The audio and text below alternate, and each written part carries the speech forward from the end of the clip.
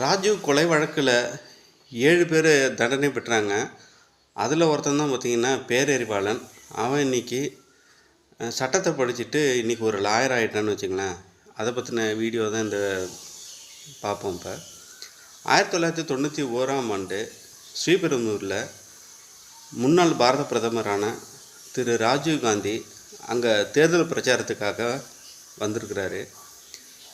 அப்போ எதிர்பாராத விதமாக ஒரு சூசைடு அட்டாக் நடக்குது அங்கே. அந்த அட்டாக்கில் அவர் உடல் சிதறி இறந்து போயிடுறாரு. அவரோட உடலே பார்த்திங்கன்னா அடையாளம் காண முடியல. கடைசியாக அவரோட ஷூ தான் எரிஞ்சிக்கிட்டு இருக்குது. அதை வச்சு தான் கண்டுபிடிக்கிறாங்க.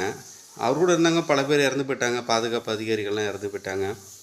இப்படிப்பட்ட சூழ்நிலையில் சுப்ரீம் கோர்ட் ஆர்டிகல் 142 பிரகாரம் கிட்டத்தட்ட 1991 அரெஸ்ட் பண்ணப்பட்ட 7 பேரில் ஒருத்தன் தான் பேரறிவாளன். இவங்க அம்மா வந்துட்டு பர்வத்தம்மாள் பலமுறை நீண்ட நாட்களாக சிறையில் இருந்துக்கிட்டு இருக்காங்க. அதனால் வந்துட்டு என் பையனை இதில் சிக்க வச்சுட்டாங்க, பொய்யான குற்றச்சாட்டு, பொய்யாரம் ஆதாரமாக இப்படியெல்லாம் அவங்க அம்மா பல பேர்கிட்ட, முதலமைச்சர்கிட்ட, ஜட்ஜஸ்கிட்ட, பல பேர்கிட்ட பார்த்திங்கன்னா மனுக்கள்லாம் கொடுத்துக்கிட்டே இருந்தாங்க.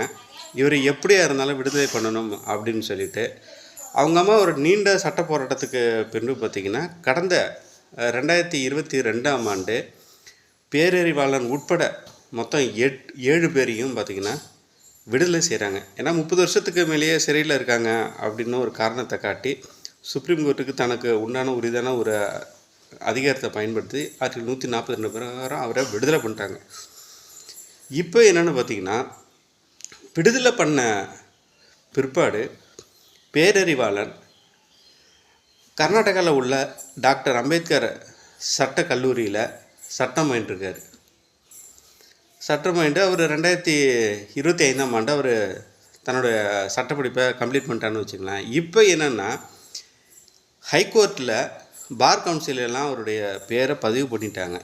இப்போ ஒரு வக்கீலாக இனி பார்த்திங்கன்னா தான் ஒரு வக்கீல் அவதாரம் அப்படின்னு சொல்லிட்டு நீண்ட நாட்களாகவே அவருடைய கருத்து, அவர் எதுக்கு நான் வக்கீலுக்கு படிச்சிருக்கேன்னா ஒரு ஃபேமஸான கிரிமினல் லாயர் ஆகிறதுக்கெலாம் இல்லை அப்படின்னு சொல்லிட்டு யார் யாரெல்லாம் நீண்ட காலமாக அப்பாவிகள் சிறையில், அதுவும் பாருங்கள் அப்பாவிகள் சிறையில் இருக்காங்களோ அவங்களோட விடுதலைக்கு நான் பாடுபடுவேன்.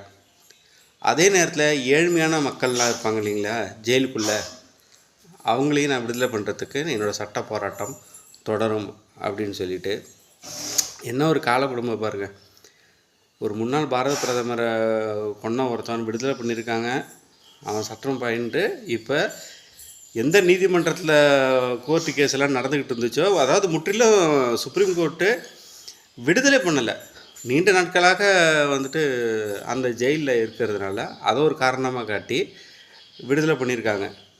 ஆனால் இதெல்லாம் இந்த நாட்டோடைய சுதந்திரம், இந்த நாட்டோடைய சில சட்டத்தின் ஓட்டைகள்லாம் இதை பயன்படுத்தி இவன் இன்றைக்கி பார்த்திங்கன்னா பேரறிவாளன் சட்டத்தை படித்து ஒரு லாயராக இன்றைக்கி வக்கீல் உருவெடுத்து இது போலலாம் சொல்கிறான். அப்பாவிகள்லாம் ரொம்ப நாள்லாம் போராட்டம் பண்ணிக்கிட்டு இருக்காங்க, வந்து ஜெயிலில் ரிலீஸ் பண்ணணும். நிறைய பேர் இருக்காங்க.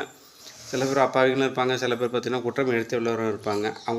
அவங்களோட விடுதலைக்காக தான் என்னுடைய சட்டம் பயன்படும் அப்படின்னு சொல்லிட்டு தான் பேரறிவாளன் வந்திருக்கான்.